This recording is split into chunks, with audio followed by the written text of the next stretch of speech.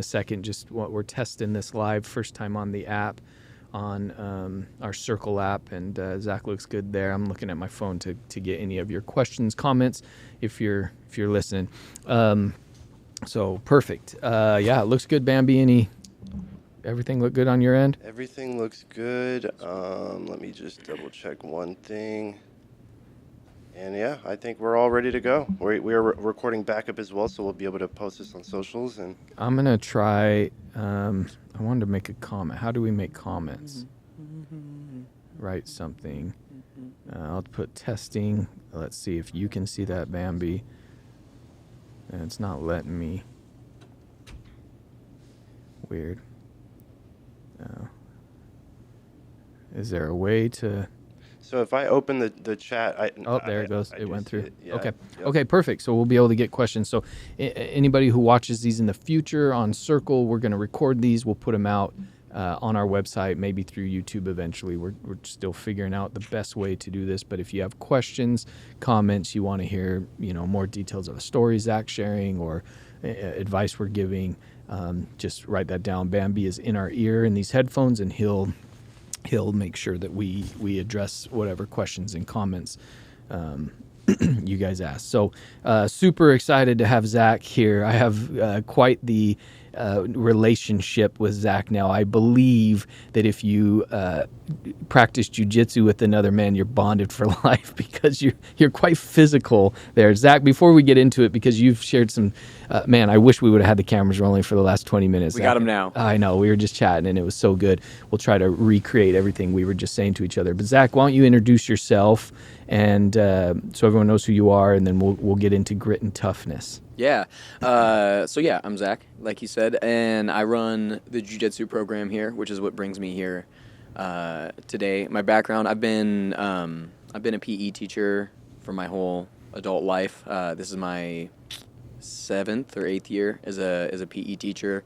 I'm the athletic director upstairs, and really what brought me here was, this awesome opportunity to start a jiu-jitsu program in this big room, and really trying to scale this thing up and make a real awesome team here. So I started jiu-jitsu right after high school. I was watching UFC Unleashed, right? Back when that was on Spike TV all the time. Oh, yeah. I'd be watching those, and I remember seeing Frank Mir just breaking people's arms. Other professional fighters, he would just grab their arm, twist it behind their back, it would snap, and I was like, I have to learn how to do that. Start YouTube, do some YouTube research and grab my buddy on the trampoline or whatever. And I just thought it was the coolest thing, the most fun thing. And I just always did it because I enjoyed it. I thought it was super fun. I always felt, I left the mats always feeling invigorated and I learned something useful, and I was taking it somewhere that mattered. Were you into sports beyond that? At that age? Yeah. So coming up, I did all sports coming up.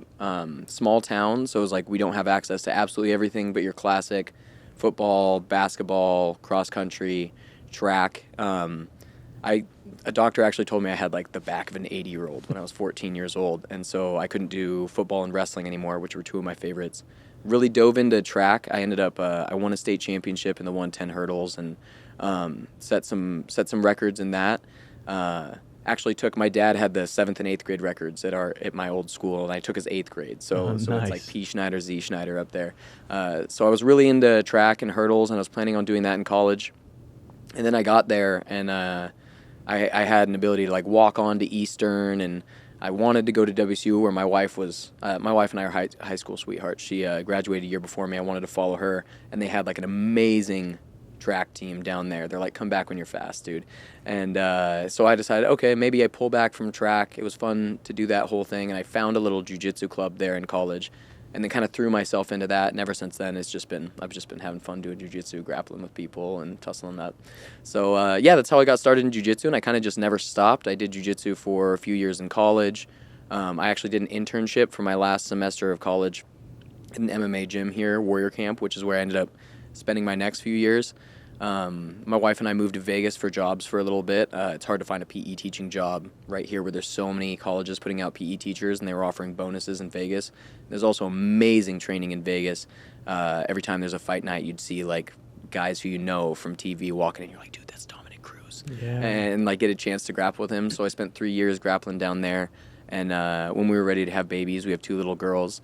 The oldest of which is about 4.5. She was born in Vegas, and when she was 12 days old, we moved on back to Chihuahua and eventually Spokane, so we could be near grandparents. And yeah, we're back here. That's amazing. So, family man, 2 girls, your wife. That's awesome. How does it compare when you're rolling with the Dominique Cruz or one of these people we see on TV who are known for this?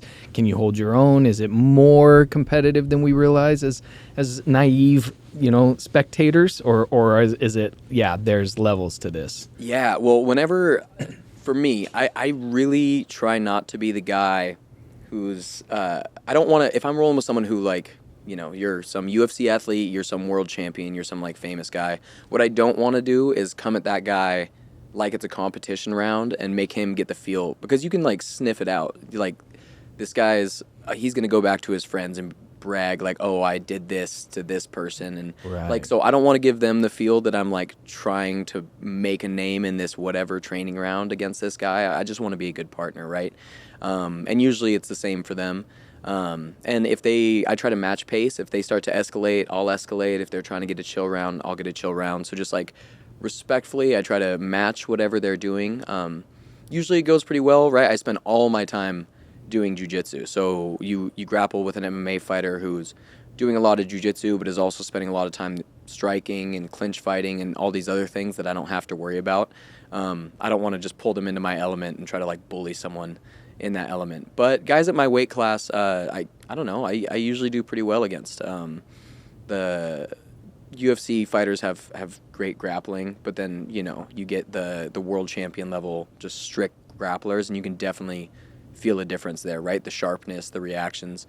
It's just a different game. So I always try to keep it respectful until I've like built up a rapport and relationship, and we know like, okay, we trust each other, and then you feel safer going hard. I'm not trying to hurt them, they're not trying to hurt me, and you can like have that rapport. But first rounds with people, I usually try to like match their pace and go either at their pace or a little slower, just to not be a jerk about it. So I heard in between the lines there that you, maybe with Dominic Cruz, you can hold your own. Obviously, he's learning striking and 100 other things in a fight. So you're pretty capable, even with guys of that caliber. Yeah, for sure.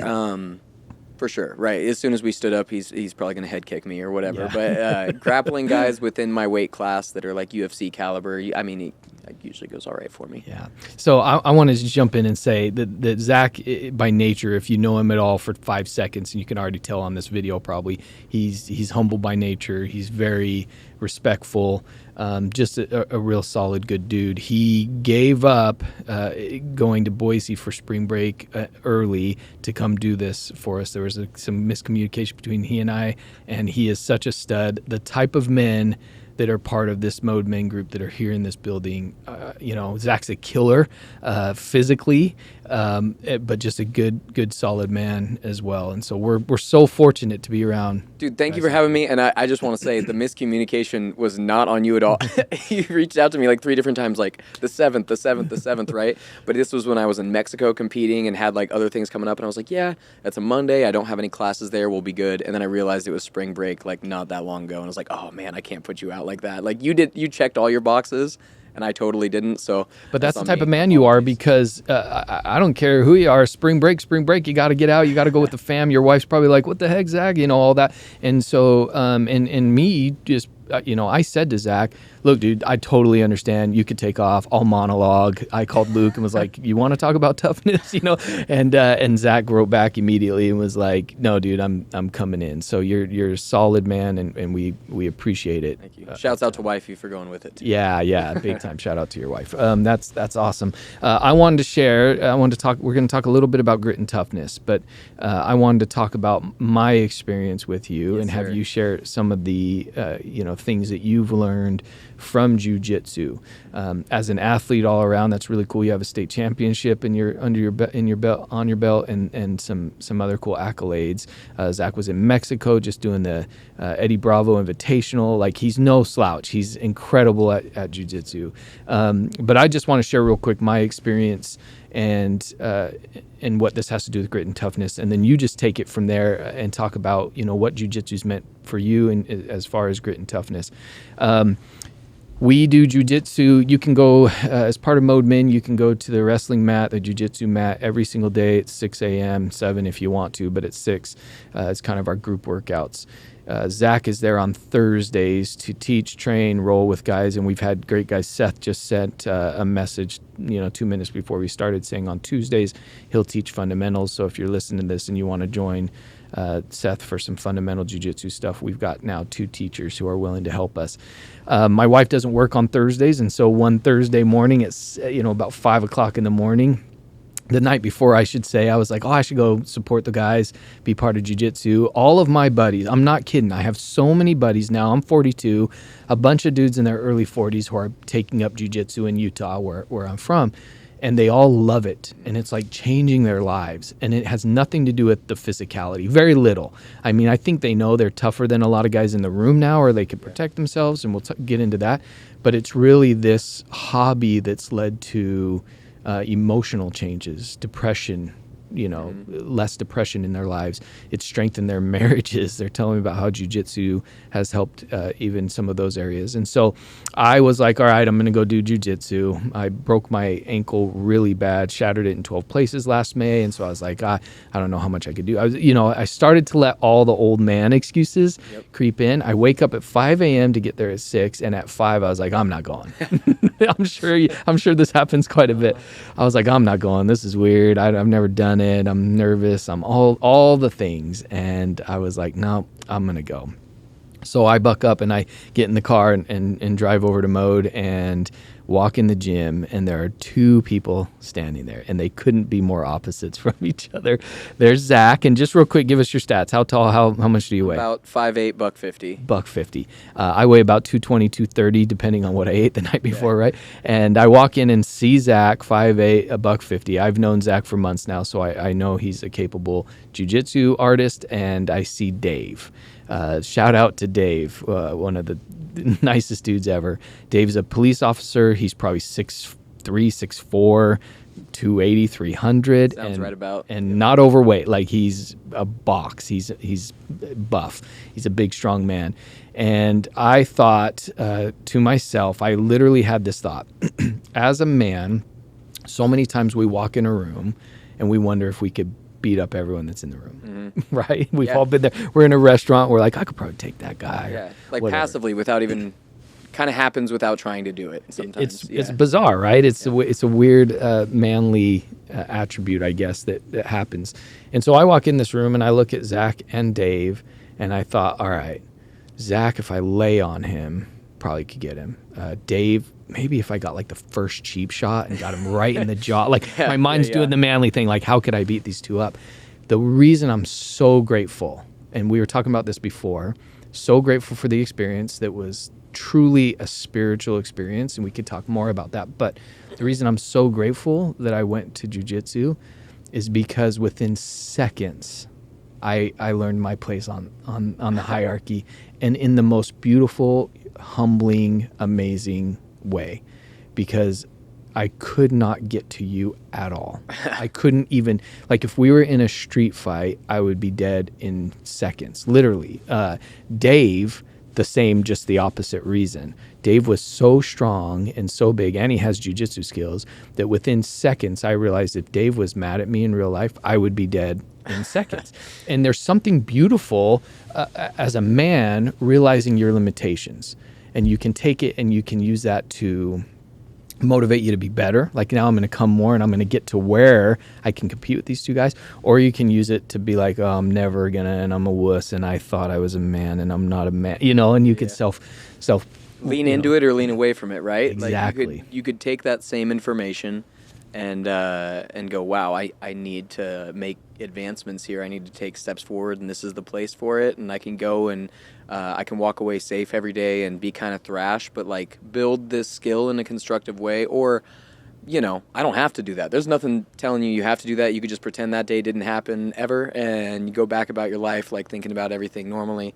And it's it takes a little bit of that like grit to choose to lean into, like, I'm gonna go get maybe thrashed a little bit, but I'm going to like build this skill and get these benefits and then come out on the other side, whatever it is, 6 months, a year, 2 years later, and have made great strides in this area of my life. Yeah, and I want you to, what we talked about before, I want you to talk about being the low man on the totem pole in a second. And I just had this amazing experience where I learned that being a man in this world, the jiu-jitsu world, did not mean winning at all. There's always going to be someone better, right?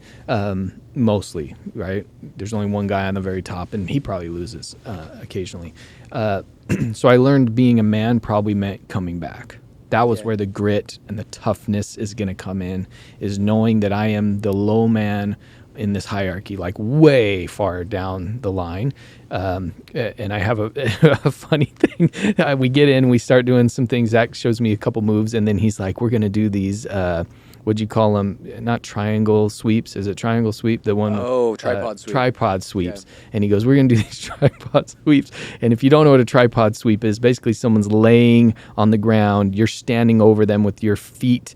You're facing their face, right? And you're standing over them with your feet by their hips. And they grab your back of your ankles and they use their feet to push you backwards. So they trip you. I'm 42 years old and Zach's like, all right, you do this. And I watched he and Dave show one time and I said, you want me to fall backwards over and over? Like I can't fall down, I'll break something. And so I was very sore the next day, but jumped right into it. And again, that's where the gritty manliness kind of came in, is am I willing to fall down? Am I willing to be humiliated with that? Now, I want you to go. I want you to tell us about how this has blessed your life. I will just say that Zack and Dave, their personalities made this a spiritual experience for me, because both of these men were super kind, were super understanding, right? Maybe you remember what it was like to be the guy brand new in the gym, probably not overweight and 42 years old, but both of them were incredibly kind, patient, understanding, worked with me, and it made it truly a spiritual experience for me. Yeah, and I don't have the experience going in being 42 years old, because I started after high school, but like I said, I'm a 30-year-old man who's $150 right now. So although I haven't been the older guy, I've definitely been the smaller, weaker guy an awful lot. Most of my training partners are usually bigger, stronger, pretty good athletes, and so you run into your own share of problems there. I think when we're talking about like grit and toughness, I think you nailed a lot of the aspects of that, because there's going to be different things for me once you're like competing, or you want to compete professionally, or if you're whatever that is, there's elements down there. But honestly, I was just watching a Jocko Willink video today that was like the toughest belt to get is the white belt, right? Because for every 100 people who tell me they're interested in jiu-jitsu, right? Like I start mentioning jiu-jitsu and people, now it's a little more popular, the UFC or whatever, people are familiar with it, or if they're not, you tell them real quick and they're like, wow, that does sound interesting. When's the class? You tell them, cool, you set it up. 9 times out of 10, that person finds a reason that they can't show up that day, right? Like you even said, your brain's like trying to give you reasons why you shouldn't show up. You're like, well, I have this, I don't want to hurt my ankle again, it's not worth like re-breaking that would be crazy. Or, oh, I have this other thing I should really be doing today, and maybe I'll try this another time. And it's super easy to find a million reasons to not go try this new thing, to not go put yourself out there. And I really think that what that stems from a lot of times is just ego reasons, right? Because when you go in, if you're brand new, that you're going to be the brand new guy. And I think sometimes there's also this perception where it's like, I'm going to be brand new and everybody else in the room is going to know exactly what they're doing, and it's going to be like a me and them thing, and I'm never going to fit in. But the reality is the attrition rate of martial arts is such that usually about 50% of the room is in their first few months doing that martial arts. And there's new people coming through all the time. Almost every session in a larger gym, there's someone new, someone checking it out, So although you feel like you're going to be the first new person to ever start and everyone else like isn't going to remember, it's more common than you would be led to believe. And hopefully there's some people in the room that have been that have been grappling a long time and have like good energy and are understanding and everything and are welcoming and try to give you an environment where you can find success. And I really try to build that to the best of our ability, especially knowing that we have new people coming through all the time. But yeah, you'll find a million reasons not to do it. And then same thing, after your first session, back's a little sore, I'm a little beat up. Okay, I tried it, but do I have the time every single week? It's really easy to like convince yourself, talk yourself out of it. I really think that comes a lot of times from that place of ego, and you kind of have to like silence that ego and allow yourself to go try something new, allow yourself to get squished for kind of a lot of days, right? You're gonna wake up sore, go train again, wake up sore, go train again. But as you start to build on those, all of a sudden new people are coming in and you realize like, oh, I have these skills that those people don't know. Oh, I remember a time where I didn't know a tripod sweep, or I didn't know how to fall back without hurting myself, or I didn't know how to shrimp, and I was looking around like, what are you guys doing? Why are you doing this weird movement? What is this even good for? Why are you wasting our time with this?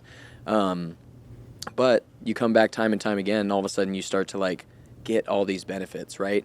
One of which, like we talked about, you walk in a room and you look at everybody in the room and you kind of go like, okay, that guy's pretty big, but I think I could take that guy in this thing. And without even like consciously trying to do it, it's where your mind goes as a guy a lot of the time. And then I think my biggest, it happens quick, right? Because I've been grappling for a really long time.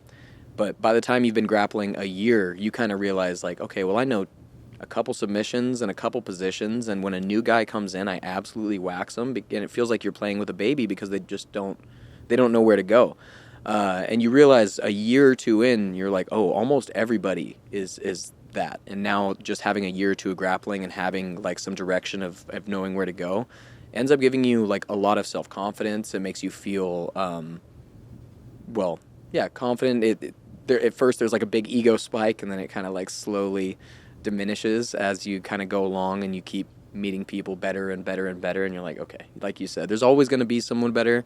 In my case, there's always going to be someone bigger for sure as well, and both of those things are fun problems to solve. But I really do think committing that first month, that first couple months and everything, those are where you see some of the biggest benefits, and it's also some of the like most difficult times to convince yourself to commit to. What a cool life lesson too, because I'd love for you to answer this question in a second, but isn't that true in life? I've been an entrepreneur for most of my life, and there's a quote, and this isn't direct, but the saying goes something like, the successful entrepreneurs are those who can get their butt kicked every day and keep waking up, right? In business, they always say the first 100 grand is the hardest to make. The first year of marriage is the hardest. The first year of fatherhood is the hardest, right? That I love that Jocko Willink line that the hardest belt to get is the white belt. So for you, what other areas in life has jiu-jitsu blessed because you've learned the grit and toughness that comes with a physical beating of a sport? Like I remember I've got to play basketball against some really high level basketball players, NBA guys, college guys. And a lot of times they'll say, hey, we're playing pickup, nobody hurt me. Yeah. I'm very valuable to my teams or whatever. That's probably not something you can say as easily in jiu-jitsu. I get like, don't try not to hurt me, but man, that's the whole goal, is to beat them physically. So what areas in your life has that grit and toughness that comes with jiu-jitsu, what other areas has it kind of blossomed out to? Yeah, I think it just changes perspective, dealing with whatever problem, right? Whether it's like I'm getting the runaround trying to talk to 10 different people to get something done here at the school. Like, okay, just the only way to get through it is to go through it, right? There's no like around, over, under. It's kind of just continue through. The only thing to do is the next movement, right? Okay, I'm smashed. I'm eating a shoulder. Like, I feel like I can't breathe. The only thing I can move is my eyeballs right now. This guy's like squishing me. But such a weird feeling, by the way. Such an interesting feeling in life. So when you're dealing something that's not that physically uncomfortable, you're like, well, my body's okay, my mental's okay. Like I am free to continue doing this. No one's physically restricting me sometimes. So I guess everything, right? It's just a little bit of like stick-to-itiveness.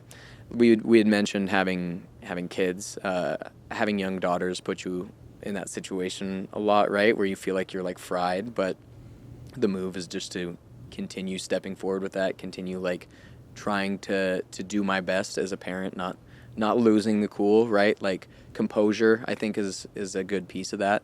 So composure in the face of things that are difficult. Yeah, what do you do if someone? I mean, you've now done this for years, but that's a great comparison. Let's say you're underneath, you're in the Big Dave squishing me. Yeah, I got Big Dave pulling guard. And by the way, Dave would admit to this, and those who were in our very first Mode Men activity where we had 90 guys, and Luke offered $1,000 to anybody that could tap Zack out, and everybody who knew you was like, "Yep, a couple more people. I'll pay like 1,000 as well."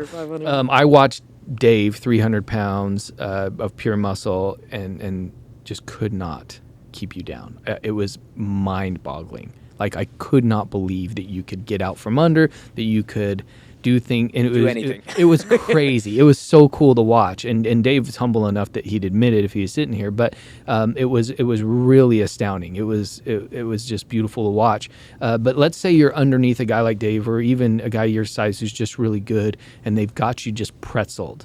There's a claustrophobic feeling that can come in. There's a fight or flight moment. There's a panic. How on earth do you keep your composure, and how has that translated, as you said, to having two daughters? Well, one of the beautiful things about jiu-jitsu is you're always totally in control over the other guy stopping or not. And the thing that keeps everybody safe in jiu-jitsu, we can come and we can scrap. If you're kickboxing, we can't spar 100% every day because we're going to be drinking out of a straw here soon, and our brains are going to be mush, and it's not going to work, right? But in jiu-jitsu, we're scrapping 100%. If you're an experienced practitioner, we're going 100%. If you're brand new, we'll like work into it and everything. But when you're going you always have the out, which is the tap, right? So if Big Dave's killing me, squishing me, like actually strangles me, I can't breathe, I need to get out, I can always tap. And if you're new, that can just be like, I feel too claustrophobic, like I need that space. You always have the option to tap and escape that situation. But tapping also is like conceding defeat, right? So it's ever like trying to increase your like comfortability so you don't have to do that. So claustrophobic, can't breathe. Okay, what can I do? What can I do? And then tapping is like it once you know what to do and you know you're safe and everything, tapping should be a last resort that you're only doing if you're going to go unconscious or one of your limbs is going to break. So I think that you always have to be choosing in that situation, right? If I'm getting squished and I can barely breathe, I'm making the conscious choice. Like, I'm not going to give up yet. I'm not going to tap right here. I need to, like, find my way out. And, of course, if I'm about to die, I'm about to go unconscious, something's about to break, I'll tap and I'll go out. But outside of that, I really don't want to tap. Maybe that's my own ego. You know, that's, like, the other side that we're in now. But, yeah, it feels the same sometimes, right? When both girls are crying because they want the same toy and then screaming here and then trying to get something done over here. It's like, okay, I could tag my wife and go, okay, I need a break. I'm going to have you take over for a minute here. But it's like, no, I want to do everything I can to, like, okay, fix why are you crying? Let's try to mediate this situation really well. Let's try to, like, make this okay. Let's go through this here because I want to be someone to be helping the family. I want to be someone to help them navigate those things, you know, instead of just tapping out, instead of disengaging because it's too much to handle in that moment. I think there's some decent similarities there, and maybe that's just me with my young toddlers right now. Like, sometimes they're making my head spin. But I've got a 14-year-old son, and he's one of the best kids I know. Truly, that's just God gave him to us that way. But there's a different kind of hard, right? Mm-hmm. But having a teenage boy who's now, we call it what do my wife and I call it? We often will refer to it as like the gorilla aspect of our relationship, where the young gorilla is trying to now beat up, see who the alpha gorilla is, and it's part of nature. And my son literally, both physically, he'll try to take me down, whatever. We'll push but and pull. He'll also, you know, even sort of, he's never done this until now, and now all of a sudden he'll talk back or he'll stand up for himself, and there are some moments, Mm-hmm. you know. You feel it go, Yep. Yep. You feel like, oh, and I think the first thing I did is after we did our jiu-jitsu day together was I went on the Circle app and I wrote down the 3 things I learned today. And that's just how my mind works sometimes. Mm-hmm. Like, how does this all relate to life? I used to coach AAU basketball, and I would tell the players that confidence comes from two things. And tell me what you think of these, which is where I think grit is purpose, having a goal or purpose mixed with confidence that you can sustain for a long time. That's kind of my, off the top of my head, definition of grit. So it's, you have a purpose, you have a goal, you have something you're trying to achieve, you have the confidence in yourself you can do it, and you're willing to sustain it for the marathon of whatever that goal is. And so I'd have these young players and I'd say, I want you playing confident. What are the two things you need to do to play basketball confidently? And of course they never, at a young age, they never know. And so I'd say you have to play aggressive. Okay. You don't get confidence and then play aggressive. You play aggressive and it boosts your confidence. And then I'd say, and you have to be prepared. So if you play aggressive, but you're prepared, right? Like if you've never shot a basketball, please don't play aggressive because you're not prepared. But preparation mixed with aggressive play leads to confidence. Confidence can lead to grit. Have you seen that in your life? Yeah, well, and I mean the parallel to jiu-jitsu, right? You have to like believe in what you're doing. Sometimes I'm grappling with some of our like newer white belts or whatever, and they'll hit something like dead to rights, but just not send it because they didn't believe they were going to get to the position they got to, right? Like they didn't believe it was about to work, and so they kind of like halfway did it and then backed out. I'm like, oh, that was your time. That was the thing you've been waiting on all session. You finally got your look, and just like in your heart, you didn't believe it was going to happen. Didn't send it all the way. Yeah, and I also think, and maybe this is an obvious one, but like winning begets confidence, and then that it kind of like is a spiral and able to trust yourself. Yeah, I mean, I like the thought of like playing aggressive, because if you're holding back, if you're kicking the ball out every single time, right? If you're being passive and just waiting for the other person to do something and hoping you can stop them, it's going to be really difficult to get your own moves off. It's going to be really difficult to set your own pace. And also what you had mentioned about like long-term goals, like continuing to show up, continuing to set that intention, and being practiced. So when that moment meets, right? That's what flow state is, when your preparation meets the level of challenge and you just fall in and it hits perfectly. If the preparation's not there, obviously it's not going to go. Yeah. I mean, preparation's so important. I think that idea, so, that idea of a jiu-jitsu experience translating to business, it parallels way more than I ever would have thought, just by going through it one day. One of the reasons I love working with Luke here, and those who know Luke is, we started this Mode Men together, but he also owns this, and he sold the company and he's done really well. I say this to him. I love him as a business partner because he'll push down a wall to make things successful. He's a bulldog in that sense, and but super prepared, right? Like it's not brute force. There's intellect there. There's studying. There's all of those kinds of things. In fact, with the team here at Mode, we're going to implement this today. Have you ever heard of the 18-minute rule with Jesse? Is it Itzer or Eitzer? He's the guy who started Marquise Jets. He's a kind of this hippie guy who's been uber successful at business. And I don't know if he came up with this. I just heard him teach this. But he claims that if you'll spend 18 minutes a day studying something, that by the end of a year, you'll be in the top 1% of that thing. Yeah. Because people don't spend that much time. Doesn't mean like if I play basketball 18 minutes a day, I'm making the NBA. That's not what that means. But you'll be better than the 99% you'll be of better people than, who are not practicing exactly. whatsoever. Yeah, and so it could be a skill, it could be knowledge. If I want to get better at marketing and I study 18 minutes, I'll be better. I'll be better than 99% of the world in that field. And so that's the preparation. It actually doesn't take a ton.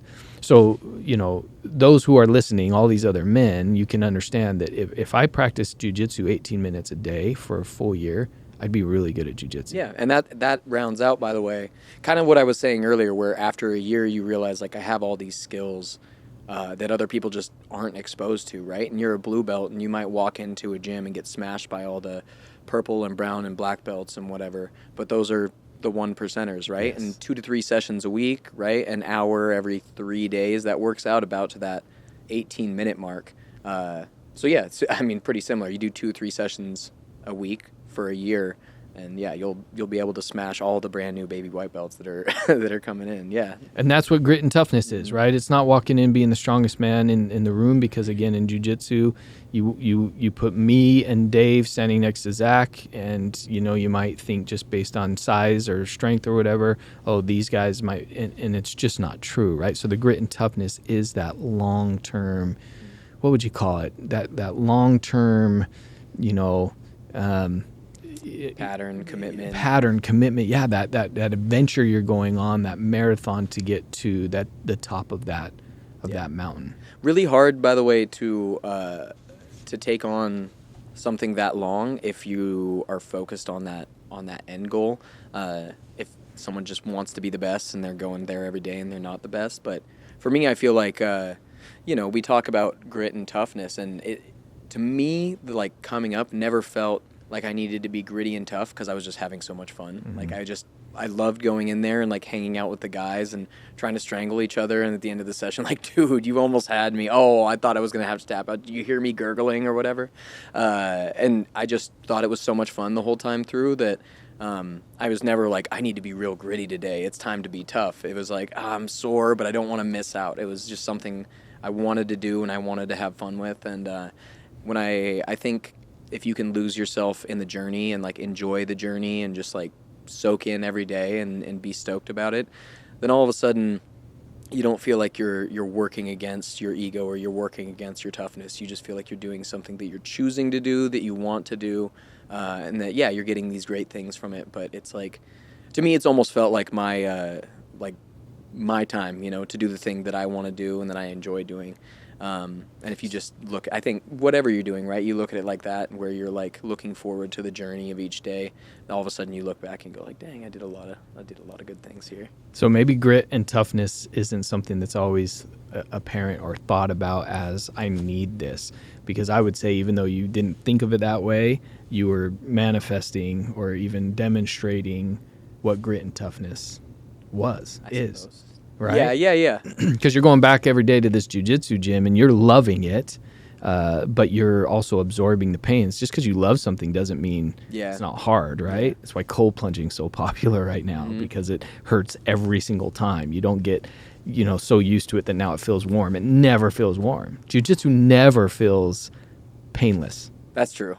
You know what I mean? Yeah. And so you may not have even recognized it. And it's why I want to bring my sons, because I want them to understand that grit and toughness physically, but physical is just half of jiu-jitsu. I mean, it was way more cerebral than I ever would have imagined. You taught me one sweep and you had to grab the leg with one arm and use your opposite leg. And I kept doing the wrong leg. And I was like, oh my gosh, this is so, like, there's 200 things happening at once. And I'm supposed to, physically know what to do, and then also, you know what I mean? Yeah, and then you get real good at it drilling, and you're like, I got this every time, and then you try to do it live, and all of a sudden, like, that position that you're looking for to get that sweep off might exist for a second, and if you miss it, it's like, wait till the next second. That's going to happen a minute or two later. You're going to be in it for a little bit. And it is super cerebral, and I think I've probably forgotten more jiu-jitsu than I know. But there's, like, infinite techniques, infinite ways to go, infinite pathways. Any way you can move the human body or move someone else's human body is another little pathway in there. So there's a lot of thought into it. Physicality, of course, matters. Strength is a multiplier. Endurance is your ability to like continue doing this thing over time. So what would you say to someone who, we'll use jiu-jitsu as the example, but everybody who's listening to this, only a few are jiu-jitsu guys. Everyone has a business they're running or a job they're doing. Most are married. Most have kids. Yeah. All of us are trying to learn that type of grit and toughness in our life. Very rarely, we're reading the Warrior Poet Way as a group, and I've been listening to it every day on the way to work. And the guy talks a lot about like being the toughest man in the room, being prepared to protect your family. And I laugh sometimes. Sorry, fellas, for those who are getting way into that moment. I laugh because I'm like, how many men actually have to protect their spouses in the parking lots of the world? Very rarely. You feel like you need to all the time. All the But time. in reality, it might happen once or twice in your life, and Yeah. hopefully it works out and you can feel good about yourself. Yeah, after that. and usually it's some weird thing, like a guy who might be on drugs or something. It's usually not like some big buff guy comes up. He's like, "Oh, I'm gonna take over your family." Yeah. And you're like, I have to save him. Like, cool to think about, cool to fantasize about, but rarely happens. However, there is some real benefit to having the confidence that if something happened, I could protect. I think there's something very powerful in knowing that you have some capabilities. So that jiu-jitsu as the example, what advice would you give to guys who are trying to be better at business, trying to be better at their marriage, trying to be better at, be in better shape, whatever it is? What advice would you give as someone who has learned grit and toughness through jiu-jitsu? How can that translate to them? If someone said, I need more grit and toughness, Zach, what would be some piece of advice you might share? Yeah, I would say to try to be confident without allowing your ego to make you overconfident. Confidence is big, kind of what you said. You have to play aggressive, right? And that takes confidence to play that way. And having confidence in whatever you're doing or whatever your choices are, I think is massive. You need to kind of do it with your chest, say it with your chest, however you want to say it.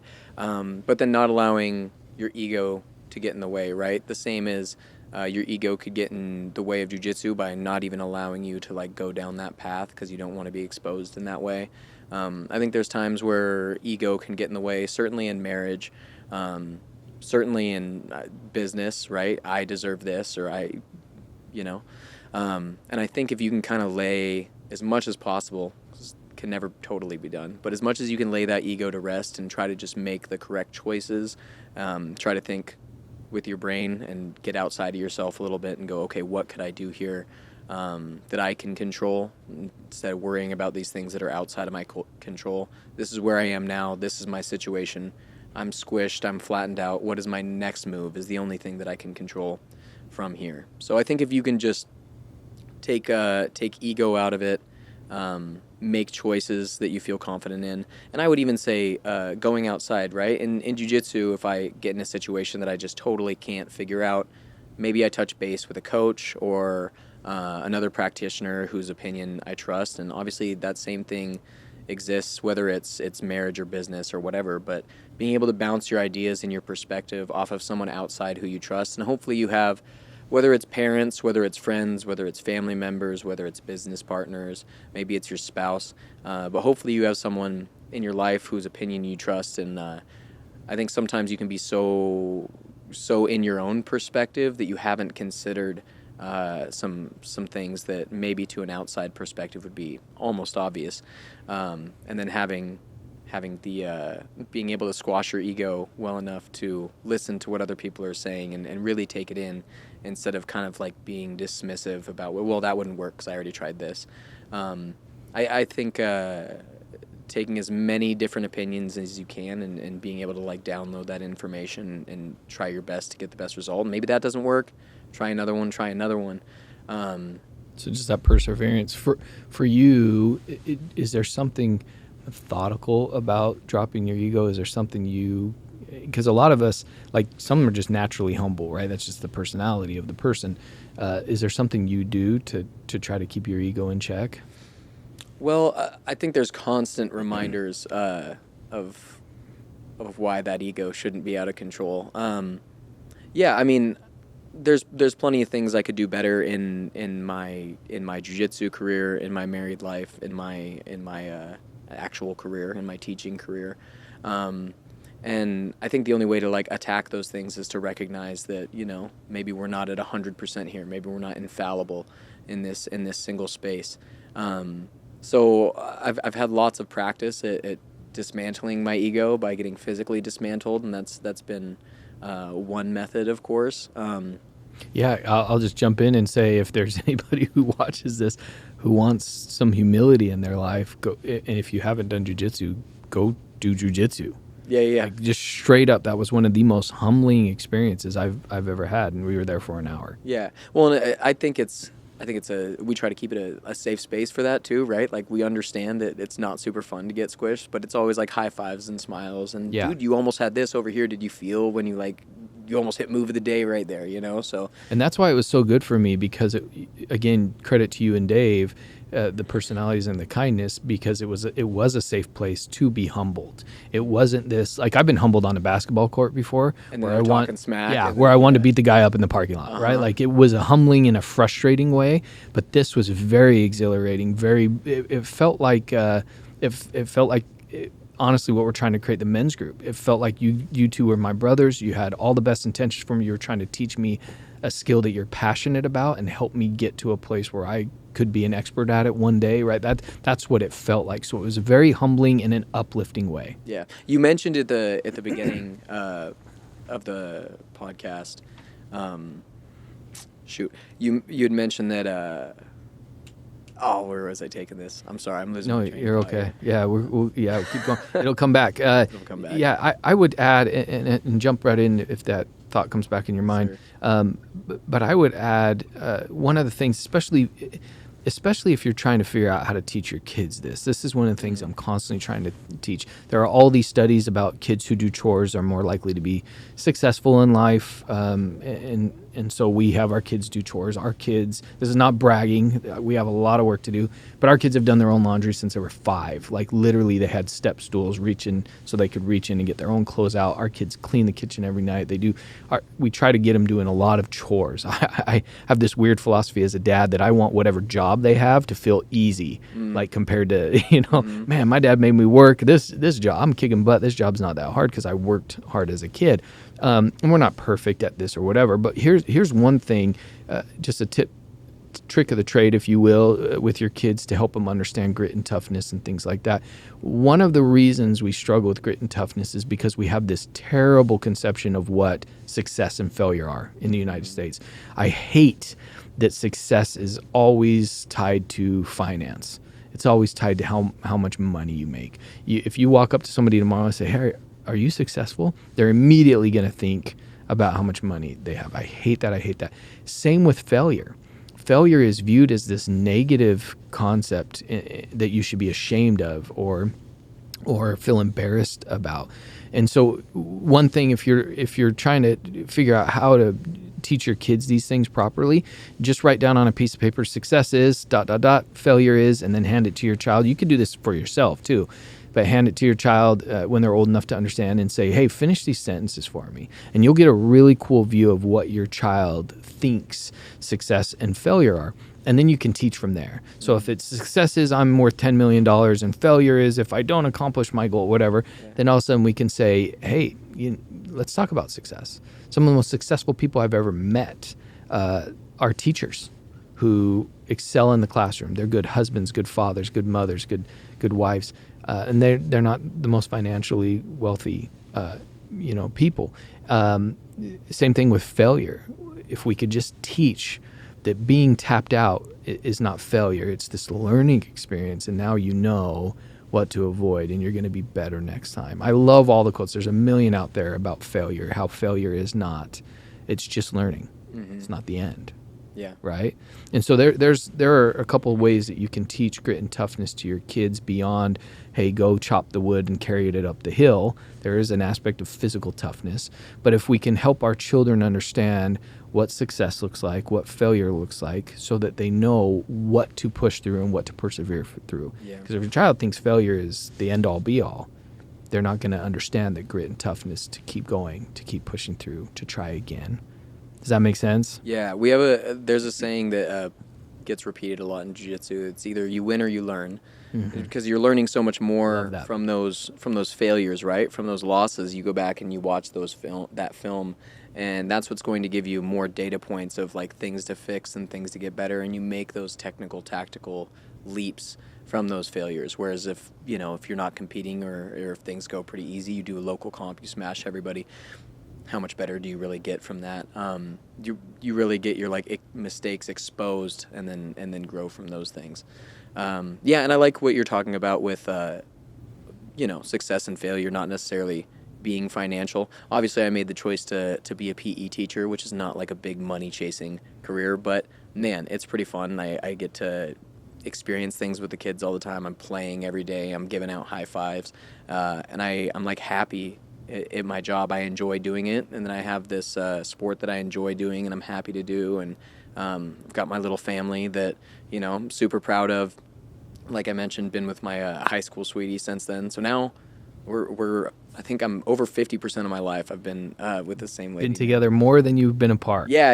Like Crazy. since birth, you pick a random moment. There's a greater than 50% chance. It's like Wow. with her, but yeah, I think there's a lot of different ways to view that success and failure. Obviously, with winning or losing, it feels very final. And I just went out and did EBI, and I lost in overtime in the first round. I feel like I've been having this same conversation in my head a little bit of, again, trying to stuff that ego underneath and like trying to just take those data points and try to move forward from those pieces, see what to do next time. But especially when your identity is a little tied up in this, right? Like jiu-jitsu is a big deal for me, and it's like, I don't know, it's my love, it's my passion, and then something doesn't go well. It's like, try not to be doom and gloom, trying to still like enjoy the journey.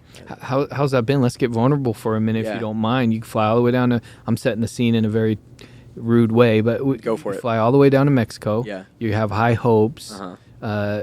It doesn't go your way, Yeah. especially losing overtime. Sometimes it's worse than getting smashed, Yeah, right? Like yeah. it's so close. So how are you able to, or what are you doing? And maybe you're not right now. Maybe you're still just going through the pain of it. That's totally human and fine. But how are you keeping yourself? How are that grit and toughness mentally? And because this could haunt you for a while. So Mhm. how are you managing that? Yeah, and this is the biggest. I've been doing this tournament about once a year, maybe twice if I get to do 2 different weight classes, but it's about once a year for the past 4 or 5 years. So it's a big flight. It's a lot of preparation, and I'm only going to get so many cracks at this before I age out of it, right? And this is a bracket where I really felt like I had a chance to win this big shiny belt, 16-man bracket. I'm like, I think I match up with a lot of these guys in a good way. I felt confident going into it, and my opponent had an awesome game plan tactically and did a lot of the right things, and I made some mistakes. And honestly, that Mexico City, I don't know if people know, it's at like 7,000 feet. It's an elevation. And so there was some like tactics with that too. I don't feel like I can like go out and use all my energy in this first round because I'm trying to make a deep run, and I don't want to gas out in round 1 at altitude, not being used to it, showing up the day or two before. So I think, you know what, I think if I would have taken this loss a couple of years ago, I think it would have messed with me an awful lot more. I think I feel a little more like confident and established after accomplishing some of the things in the sport that I have, and some wins that are meaningful to me in my own head. And I did have like high hopes and plans to make a deep run, maybe win that big shiny belt, get a little money out of it, all those good things, get bounced in overtime. But man, honestly, there's a decent sense of relief as soon as it's over, of like this big scary thing that's on the horizon is now not on the horizon. And I immediately tried to shift my perspective to like, well, I'm in Mexico City with my wife, and I'm going to, have a drink, and I'm going to watch the rest of the tournament and cheer for my boys and try to be excited for them and like celebrate their success. I will say it's been now a week. I'm about to go back and watch the film. I gave myself a little bit of a buffer time before I went back and watched. But there's also been moments in this last week where I'm just, I'm driving in the car and I'm just thinking about it, and I just, oh man, I start kicking myself like you coulda, you shoulda, all those good things, right? It's a reminder to really like absorb all those moments. I'm only going to have so many of those big tournament feels in my life. I'm 30 years old now. I don't know if I'm still going to be traveling to Mexico to slap fight people when I'm 40. But yeah, I think this one I was able to like take and stomach pretty well. For the rest of my life, I'm going to be probably kicking myself for like certain things that I did or I didn't do. But failure is not final, kind of like we were talking about before. I still feel confident in my abilities. I think if we ran that match back, I would give myself pretty good odds to take it on the run back. But it sucks, man. Especially it's on, I knew how many people were excited watching at home that I had like talked to. Oh, I'm going to tune in. And then to feel like I didn't have the best performance to all of those people, to my daughters watching at home, to my wife on the sidelines. I was a top seed. They were advertising me and 2 other guys as like the big names in this bracket, and all 3 of us lost in the first round. It was just like a wild night, like crazy upsets. So, and also reminding myself, there's a lot of the guys that I really respect and that have done awesome things in the sport, that have won these awesome things that I know to be excellent grapplers, that have got bounced in the first round of a tournament like that, of the same tournament in a different weight class maybe. So, trying not to put like my whole life on this one loss, even though it can definitely feel like that. It feels like the world's crumbling, and then take a step back. And I was even thinking about this going in, trying to remind myself just to be zen about everything, because regardless of how this win goes, nothing changes with my wife and I. Nothing changes with my relationship with my daughters. I still own my house. My dogs are going to be happy to see me, like really it's me putting pressure on myself to do these things, and everyone else wants to watch me succeed and celebrate that with me. And I'm super lucky to have a support group like that. But ultimately, the only thing that's like ruining my life with a loss is me beating myself up about it. So if I can just avoid doing that, easier said than done, but if I can take a step back and remember to enjoy that journey and not feel like this is the worst thing to ever happen in the world. In reality, those losses really can't hurt you too much. It only hurts you to the degree that you allow it to hurt you. So, yeah, I think if my very first time through I would have lost in the first round, I think it would have really hurt. But I think after building a little perspective and everything, I was able to take this one in stride better than maybe in my youth. Yeah, that's amazing. It's what maturity can do, is you start to put things in perspective. I love how you said a couple things. You got to be with your wife in Mexico, and I think I saw some pictures on the beach, and really taking advantage of that opportunity.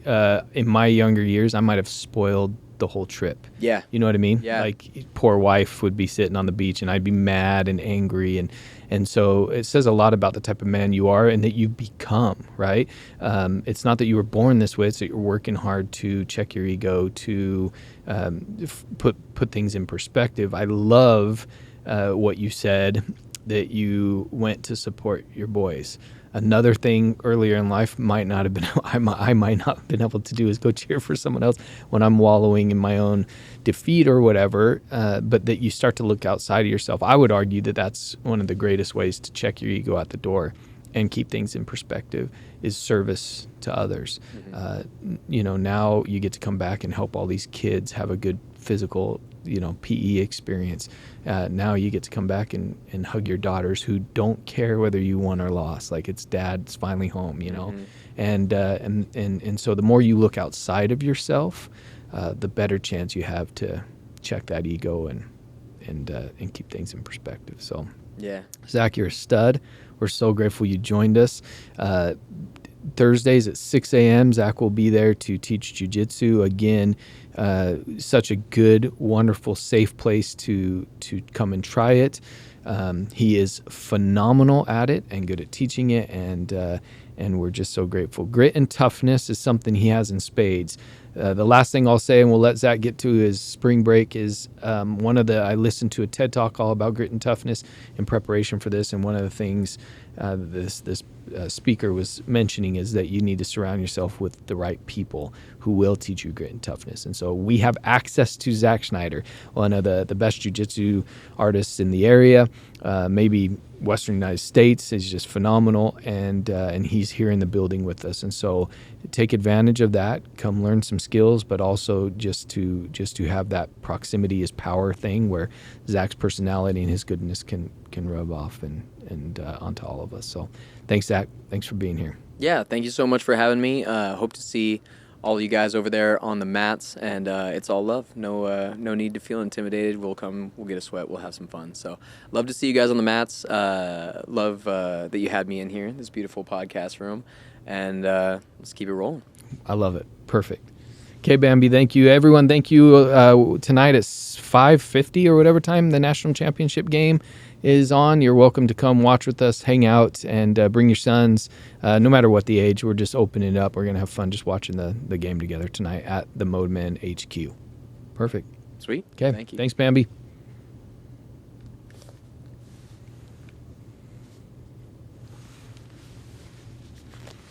I think we still might be live, but Bambi will be. Yeah.